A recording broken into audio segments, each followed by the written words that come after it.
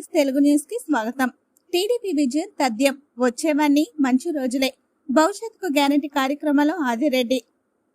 రాష్ట్రానికి మంచి రోజులు రానున్నాయని, రానున్న ఎన్నికల్లో చంద్రబాబు నాయుడు సీఎం కావడం ఖాయమని, వచ్చేవన్నీ మంచి రోజులే అని తెలుగుదేశం పార్టీ రాష్ట్ర కార్యనిర్వాహక కార్యదర్శి ఆదిరెడ్డి శ్రీనివాస్ అన్నారు. స్థానిక 43వ డివిజన్లో మాజీ కార్పొరేటర్ కంటిపూడి పద్మావతి, టీడీపీ నగర కమిటీ కార్యనిర్వాహక కార్యదర్శి కంటిపూడి శ్రీనివాస్ ఆధ్వర్యంలో నగర కమిటీ అధ్యక్షులు రెడ్డి మనీశ్వరరావు పర్యవేక్షణలో రాష్ట్ర కార్యదర్శి కాశీ నవీన్ కుమార్ తో కలిసి భవిష్యత్తుకు గ్యారంటీ కార్యక్రమం నిర్వహించారు. డివిజన్లోని ఇంటింటికి వెళ్లి సూపర్ 6 మేనిఫెస్టోతో పాటు జగన్ అధికారంలోకి వచ్చినప్పటి నుండి అవలంబించిన ప్రజా వ్యతిరేక విధానాలపై ముద్రించిన కరపత్రాలను పంపిణీ చేశారు. ఈ సందర్భంగా ఆదిరెడ్డి శ్రీనివాస్, మాజీ కార్పొరేటర్ కంటిపూడి పద్మావతి మాట్లాడుతూ 2019 నుండి జగన్ రూపంలో రాష్ట్రానికి శని దాపురించిందని, రాష్ట్రం అన్ని రకాలుగా నాశనం అయిపోయిందన్నారు. రాష్ట్రం మళ్లీ అభివృద్ధి చెందాలంటే చంద్రన్న మళ్లీ సీఎం కావాలన్నారు. చంద్రబాబు పాలనకు ఇప్పుడున్న వైసీపీ పాలనకు తేడాలు గమనించాలని ప్రజలను కోరారు.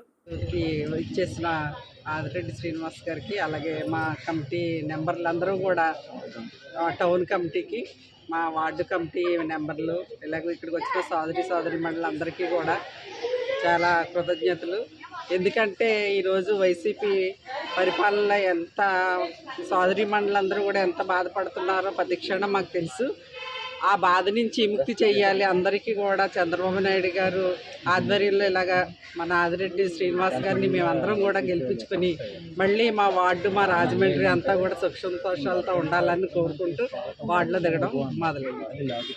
వార్డులో భవిష్యత్ గ్యారంటీ కార్యక్రమం కంటిపూడి శ్రీనివాస్ గారు, నగర కమిటీ సభ్యులు, అలాగే మాజీ కార్పొరేటర్ గారు కంటిపూడి పద్మావతి గారు, 43వ వార్డు కమిటీ సభ్యులు, చాలా సీనియారిటీ కలిగిన వాళ్ళందరూ కూడా ఉన్నారు.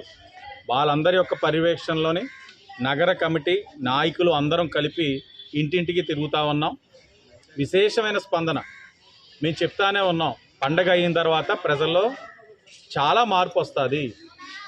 ఇబ్బందులు పడతా ఉన్నవారు పండగ అయిన తర్వాత ఇబ్బందులు రెట్టింపు అవుతాయి అని చెప్పడం జరిగింది.